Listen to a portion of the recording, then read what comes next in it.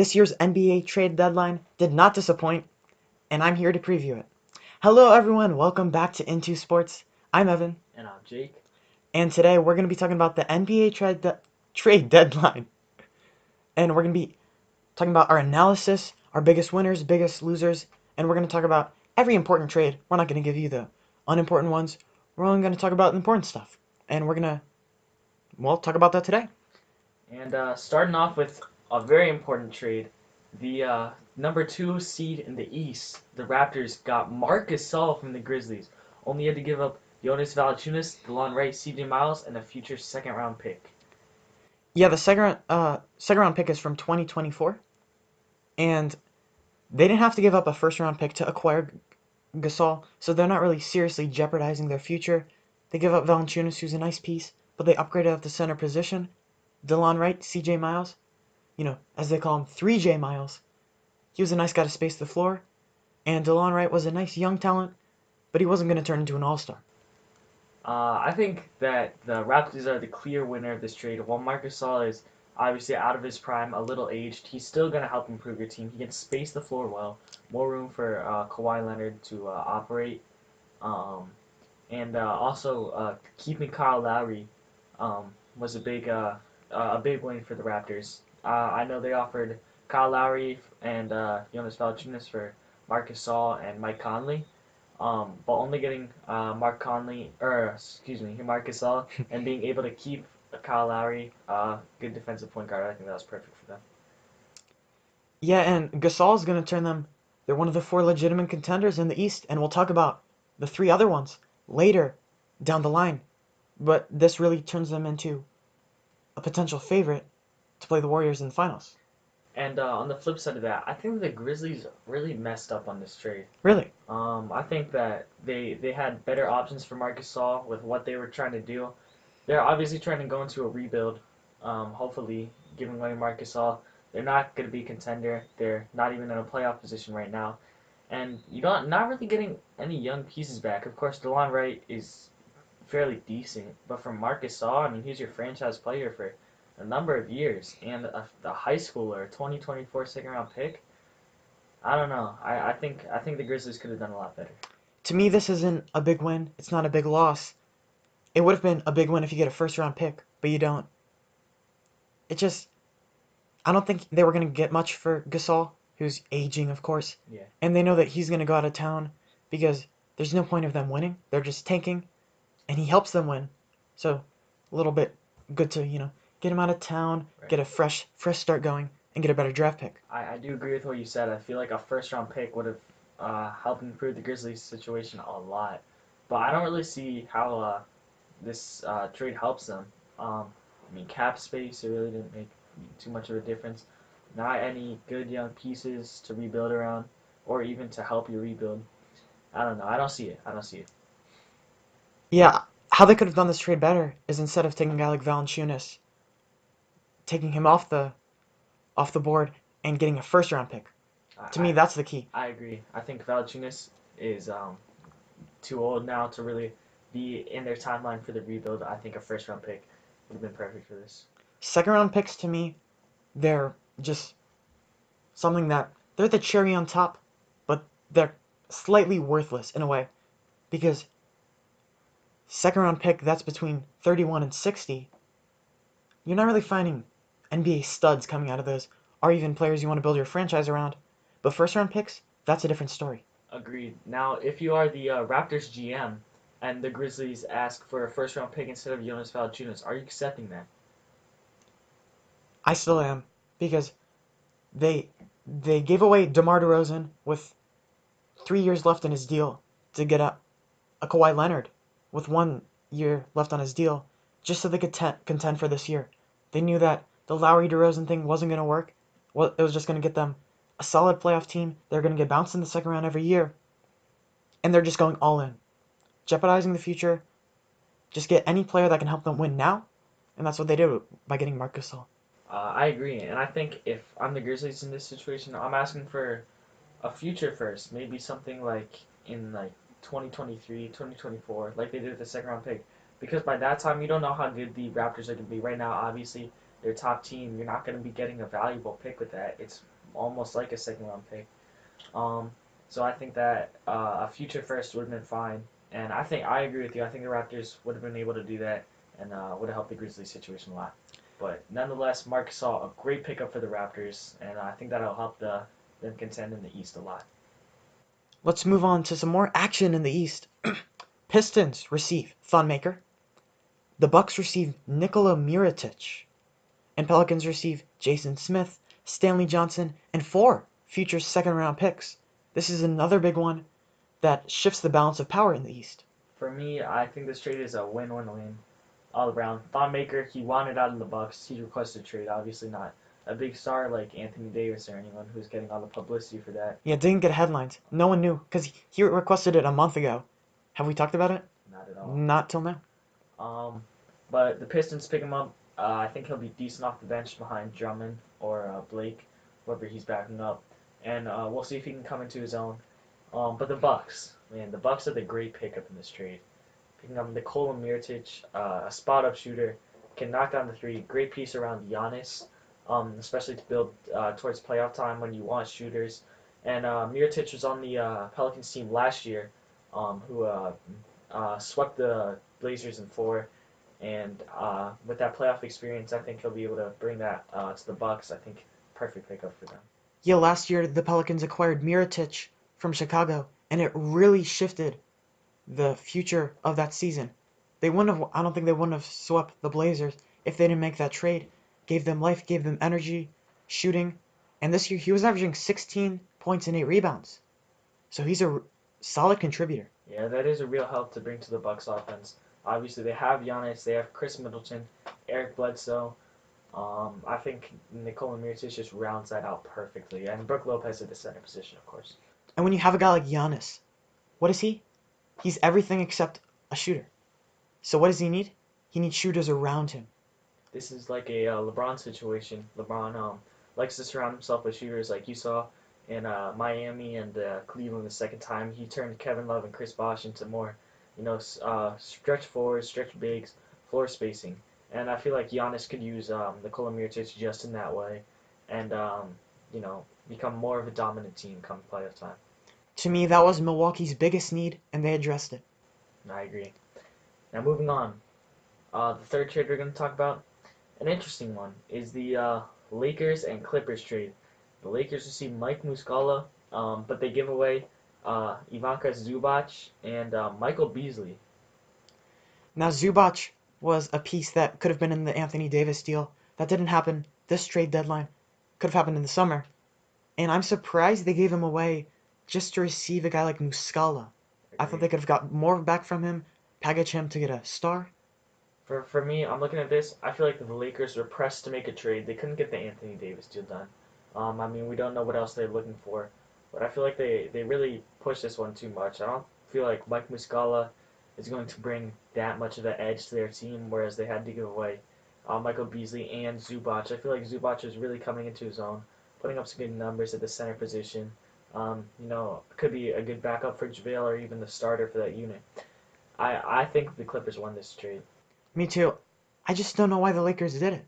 Like, what was Rob Pelinka, Magic Johnson thinking when they did this? Like, Muscala, he's an alright piece, but I might rather have Zubac. Right, and the Clippers going into rebuild mode, as we'll get to later with a trade they gave away. I think Zubac really helps that movement. A decent center to work around. You already got Shai Alexander running the point.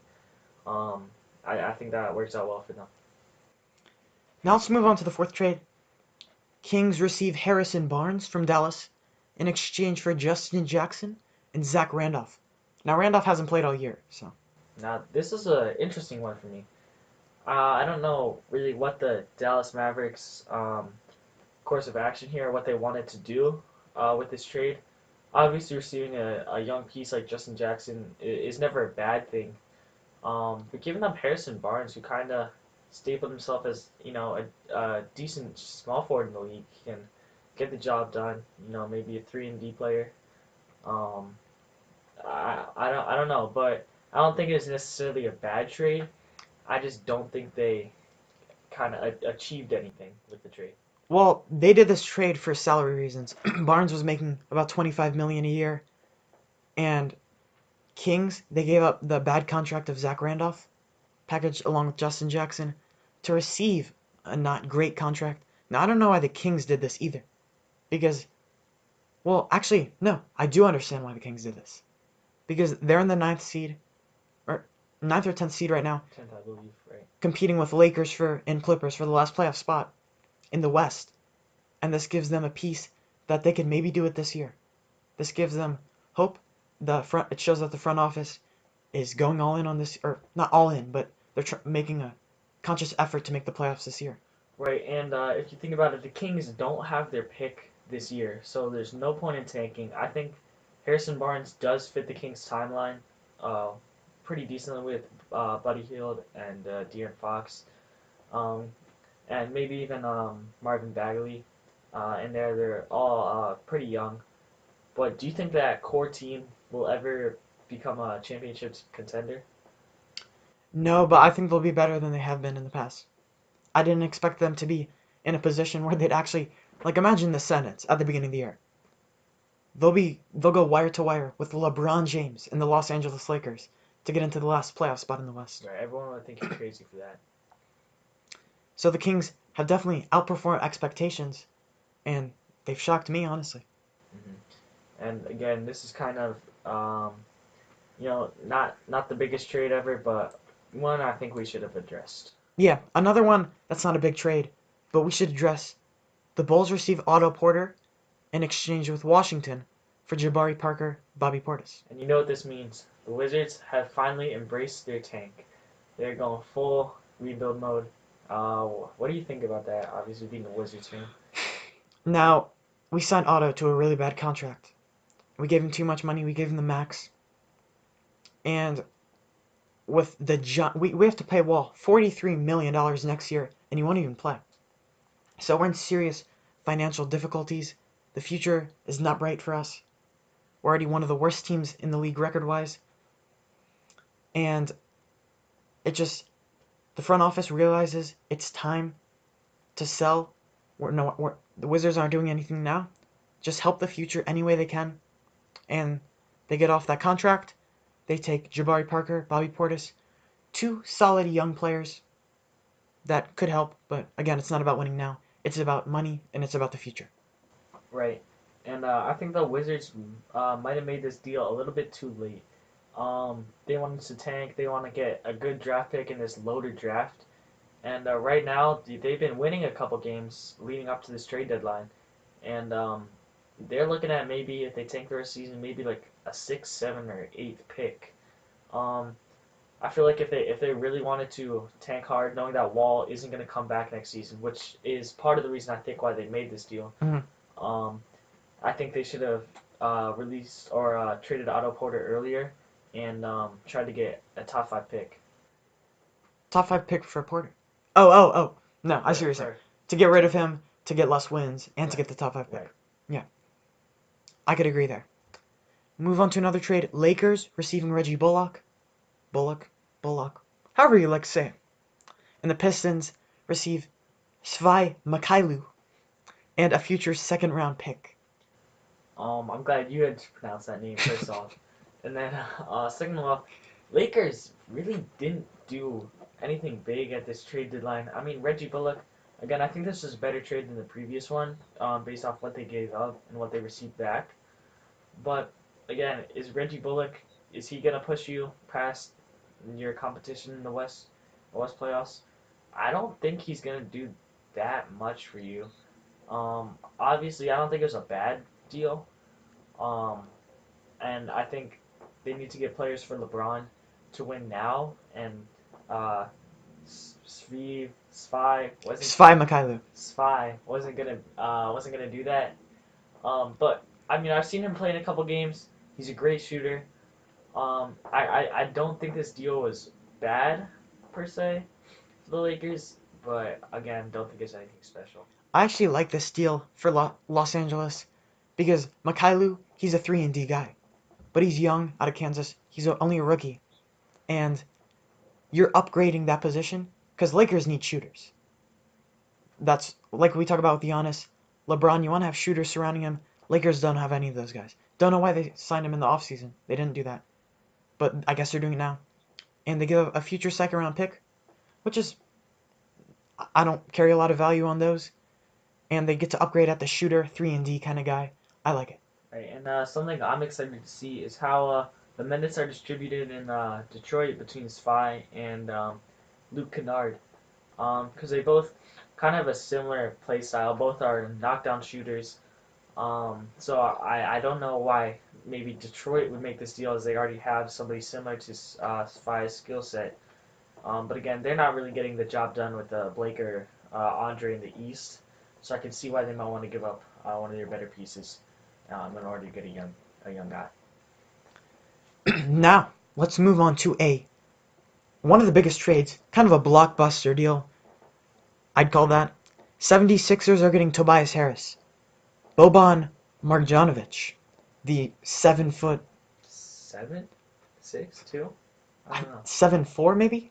I don't know. I don't, I don't know. so you got Bobby and Toby, and you also got Mike Scott going to Philly. And the Clippers are receiving a load. Wilson Chandler, Mike Muscala, we talked about him, they traded him to Los Angeles Lakers. Landry Shamet, a 2020 first round pick, and Miami's 2021 first round pick. And also 2 future second round picks of Detroit. Yep. So we're now addressing the third contender in the East. We mentioned the Raptors. We mentioned the Bucks. And now the Sixers making a huge deal for Tobias Harris. Let's talk about their starting lineup real quick. Ben Simmons, J.J. Redick, Embiid, Tobias Harris, and Jimmy Butler. That is insanely good. Second best starting 5 in the league. Well, if you think that, we'll see. Because how do you think they'll perform? The rest of the season. What seed do you think they'll get? How do you think they will play in the playoffs? Some people are calling them the favorite to win the East after this trade. I would still put. I've been going back and forth between Boston, Toronto, and Philly. I'd lean towards Boston or Toronto, maybe Boston, but it definitely gives 76ers the 4th star, and Tobias Harris he's an unrestricted free agent alongside Jimmy Butler this offseason. It's going to be interesting. Yeah, and as you mentioned, you think Boston has a chance to win the East. They didn't really make any trade deadline moves, and Danny Ainge kind of he was patient with it, and I'm glad they didn't make a stupid deal, throw maybe Terry Rozier Mm-hmm. away. But also, I mean, if you look at it, they're not doing great right now. They're just like one game ahead of the Oladipo-less Pacers right now, and I think they're behind them. are they? They're behind them. I believe Pacers are still 3rd. That I think, yeah. That's embarrassing. If you're Boston, I'm part of the Boston organization, and you have championship hopes this season. So I think maybe a trade deadline deal would have been a good idea. And now that the Sixers have improved this much, I think it's going to be tough for them to win the Eastern Conference Finals. Now, when you look at the top seeds like the Bucks and the Raptors, who have been dominating all season, it's kind of tough to see or to think about that matchup. I mean, one of those 3 teams, Sixers, Bucks, Raptors, isn't even going to make it to the conference finals. And all with very good teams. I think the East is more competitive than it's been in the recent years. Yeah, this is the best East we've seen And it'll be fun to watch. in a while. But going back to the trade, you may say, why does Los Angeles Clippers make this deal, giving up the best player in Tobias Harris, a fringe all-star, likely to get a max deal this summer? They're going hard. For Durant, for Kyrie, for Clay, whoever wants to go to LA. They have 2 max spots available this summer. They want to get 2 studs to play there. And they view Tobias Harris as a very low-end max player, but they want to get 2 high-end max players to get more value out of their money. And they're also building for the future. A 2020 first-round pick and a 2021 first-round pick from Miami. This is a very coveted thing that's gone around the league in trades a little bit, judging by what where the direction they're heading, I think this could be a top 10 pick in 2021, and I think that has huge value, and that's why I like this deal for LA.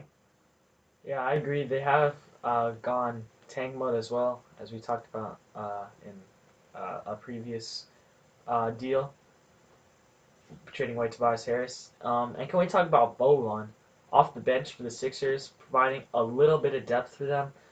He obviously isn't a big minute guy. You want going out there playing 30, 25 minutes a game. But you throw him in there at the end of the second quarter, whenever you put your bench unit in, and he can hold his own for sure. How tall is he? 12'7", 12'8". Like the man is huge. He made Anthony Davis look like a child. Oh, he And clowned him. he definitely. Oh my, Anthony Davis. Never talk to Boban ever again, please, just for your own sake. But yeah, I agree that the Clippers do want two max deals, and also, tell me I'm wrong, but part of the reason I think they made this deal to the Sixers was because they want to stop Kawhi Leonard before the finals to make him more likely to leave, and then, as you said, one of his destinations that he's looking at is the Clippers. I think that might be part of their thought process in dealing Tobias to the Sixers. That is interesting, because normally when you make deals, you don't think about, oh, I give this team a better player so they can knock out this team so we get that guy. But that could potentially be a situation. What I think is very interesting, 76ers are going to have the option to give Simmons a long-term contract this summer. They're going to have to re-sign Jimmy Butler if they want him, which of course they do, and Tobias Harris. And if you have Embiid there, that's going to be four max guys. Yeah, we'll see. The Sixers are gonna have to sacrifice somebody, and I'm sure that somebody is not gonna be Ben Simmons. So we'll see. We'll see how they handle that situation. But as you're saying, Clippers clearing cap room to have two max deals. What about our next trade? Talk about clearing cap. The Knicks give away Kristaps, Tim Hardaway, Courtney Lee, and Trey Burke. Send them over to Dallas for DeAndre Jordan, Dennis Smith, Wes Matthews, and two future firsts. Wow, this made everyone go crazy when this happened.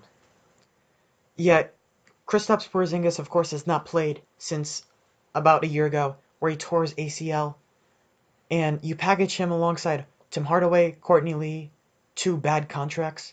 Knicks wanted to get that off their chest, so they could go for a Kyrie Irving, so they could go for a Kevin Durant, just like what the Clippers are doing.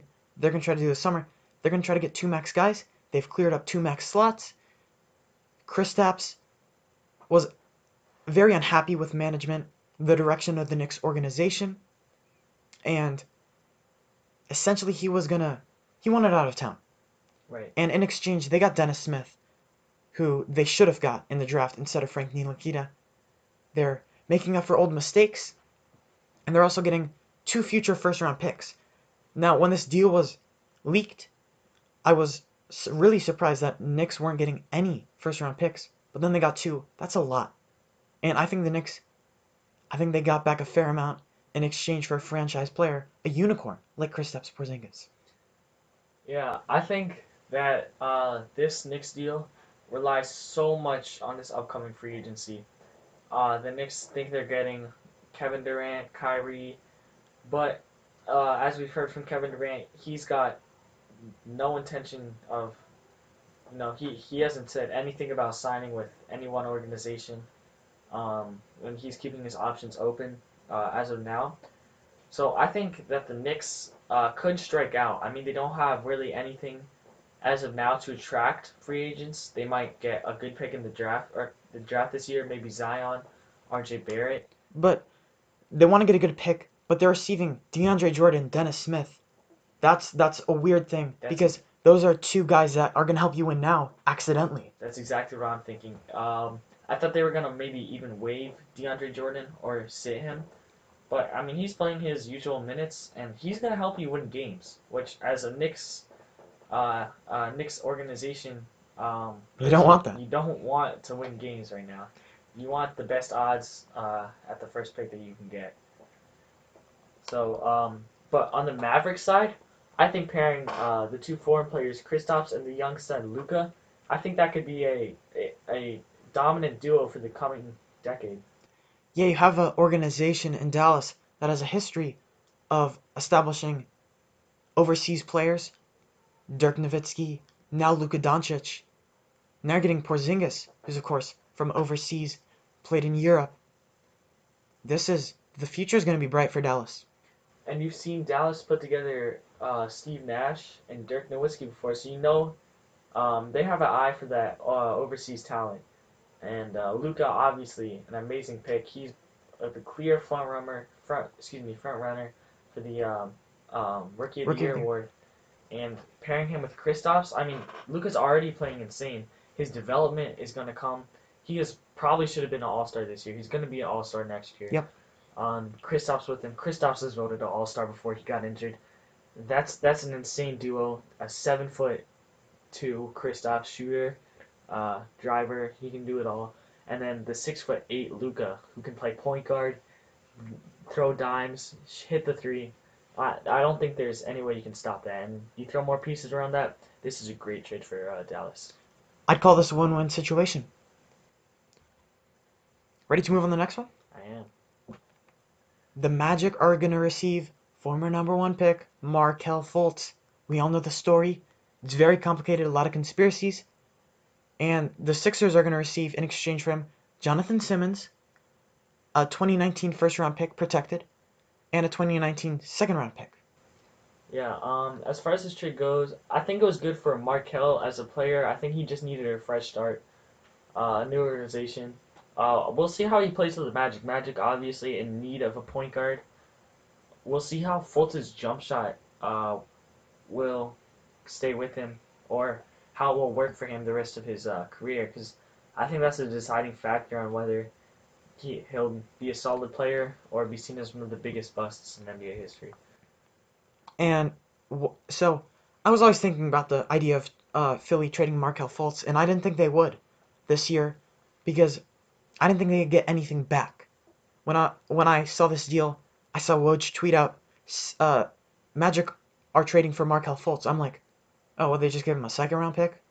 They gave him a second round pick, a first round pick, and Jonathan Simmons. That's a lot more value than I thought they'd get for Markelle Fultz. I don't really know if I like the deal for Orlando. I think this is high risk uh, decision for Orlando, even though they said it's a high reward, low risk. I think that this is a good trade for the Sixers. Markelle wasn't really providing you anything. He was almost definitely not going to play another game in the 76er uniform. And now you're getting depth after trading away a lot of your depth for Tobias Harris earlier on. I think Jonathan Simmons is a solid piece off the bench. And obviously the first pick does have a protection on it. I'm not sure of the specifics of that protection. But still, getting a first and a second and some depth with Jonathan Simmons, I see 76ers as a very heavy contender this year after this one. And obviously the Tobias Harris trade. So those are the trades that we talked about. Now I'd like to get your biggest winner from this trade deadline. So as of right now, my biggest winners are the 76ers, trading for Tobias Harris and Jonathan Simmons, and the Dallas Mavericks, Two. receiving Kristaps Porzingis and Justin Jackson. As far as losers go, what do you have? My loser, I'm gonna say the Pelicans. I know they didn't really make a deal. They shipped out Mirotic, but it's all about Anthony Davis requesting a trade, and the fact that it got leaked public, that hurts his value a little bit. That he wants to get out of town, kind of forces New Orleans' hand, and they're my loser because I didn't see a distinct loser that actually made a key deal. Right, and the Pelicans with a weird situation. So they said they were gonna talk to the Lakers and try to break them apart by never really having the intention to accept a trade from them, but just having LeBron try to ship out all these young players. But then the Lakers gave him an offer that you almost couldn't refuse. They took Solomon Hill from them, giving them cap, money that they could spend. They gave him Lonzo, Rondo, Brandon Ingram, a great trade, and Kuzma. they even throw out 4 first-round picks. But the Pelicans, they said no for some reason that I don't know. Even though they weren't intending to make a trade, I think you can't turn that one down. And even if you have the option or the chance to maybe trade for Jason Tatum, I don't even think the Celtics do that because Anthony Davis said he wouldn't re-sign long term with the Celtics. Why give away a future star in Jason Tatum just to get a 1 year rental of Anthony Davis? Like, I don't know. I do think the Pelicans definitely did drop the ball on this trade deadline here, but they did get 4 second-round picks in the Nikola Mirotic deal, which was kind of um, not a huge deal like a first-round pick would have been, but 4 second-round picks. Yeah, I mean, four is that's a a lot. lot. That's a lot. You can do some work with that. And when you were talking about the Lakers trade, I said Kuzma. I think we were thinking about different ones. So I don't think Kuzma was in that deal. Right? They did offer a couple different uh, trades and counters I was thinking for about the Anthony one where it Davis. was Ingram, Kuzma, Ball, and then you have like a few fillers, Rondo, Stevenson, and 2 first-round picks. Yeah, I think that was a deal that you almost can't turn down. I don't feel like you're gonna get anything that much better or anything better at all really um, for Anthony Davis come off season. But we'll see what happens. I mean, the Pelicans, they're mad at the Lakers. The whole um, Rich Paul, Clutch Sports, Anthony Davis, LeBron James, the ties between there. And they essentially tried to jab the Lakers with a stick by leaking all their trade offers, but not intending to actually make a deal. I've never seen this before, and it clearly disrupted Lakers' chemistry when they lost by 42 to the Pacers. Right. I know you enjoyed that. I did as a Pacers fan. I did. They did come back and beat the Celtics last night. Behind a Rondo buzzer beater. Rondo, the buzzer beater against his former team. We'll see how the young players, how confident they are, come the future and probably playoff time with the Clippers embracing the tank and the Lakers as the 9th seed. Also, most impactful trade. What do you think? What do you think it's gonna be? I think the most impactful trade is the Dallas trade with Porzingis because I think this is not only I don't think it affects the now as much, but it definitely affects the future. Dallas is going to try to re-sign Porzingis this summer. He's a restricted free agent, meaning that he'll probably be with Dallas for years to come. And New York is getting rid of Porzingis, which was a shock to many, but they're getting Dennis Smith. They're getting 2 first-round picks, and they're going to try to go really hard with Kyrie, trying to sign Kyrie Irving and Kevin Durant, or Okay, other max players. now hear me out on this one. For my most impactful trade, or trades, I'm gonna say it's not gonna be the Kristaps trade, not the Tobias Harris trade. I'm saying it's gonna be the Marcus Gasol and Mm. the Nikola Mirotic trade, and let me tell you why. Marcus Gasol is an amazing piece for the Raptors right now. Jonas Valanciunas, he cannot shoot. He's a little bit weak on the defensive end. At some points in the season. And Marcus Gasol is just an entire upgrade, especially for a team that was already looking like it could come out of the East. Marcus Gasol is going to be just a huge piece for them, and obviously with some big playoff experience, he could turn out to be the difference maker. I think in a couple of series. And the Nikola Mirotic trade, as we mentioned, a shooter like Nikola Mirotic around Giannis. I think that's just perfect for the Bucks. I don't know if there's any other guy for what they gave up. They barely gave up anything. Thon Maker to get Nikola Mirotic, that is perfect for them. I think those could be the most impactful trades. Yeah, I had the Mirotic Milwaukee trade as the biggest winner. Milwaukee, because they're the number one seed in the East. A lot of people don't realize that, but they have a real chance to get to the finals this year. And by getting that another really nice piece, another needed piece in a shooter, a 3-and-D guy in Mirotic, that really will play well with Giannis Antetokounmpo. Right, and I'm very excited for the first time in a while to watch the Eastern Conference playoffs. The Celtics, the Raptors, the Bucks, the Sixers, and unfortunately my Pacers. No, they won't be competing without Victor Oladipo. So that is going to be today's episode. Thank you so much for listening. Again, this is Into Sports. I'm Evan, and I was joined by Jake up. Jacob, Young Jacobs, as they call him. Thank you so much for listening. If you like it, if you really like it, maybe subscribe, And I really appreciate it. Have a wonderful day. And I'm out. Peace.